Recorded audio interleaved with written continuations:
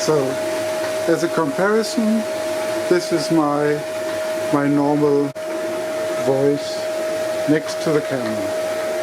So, this is the difference between the box closed and with just the acrylic door, and this is the same loudness of my voice with the SteppiBox running.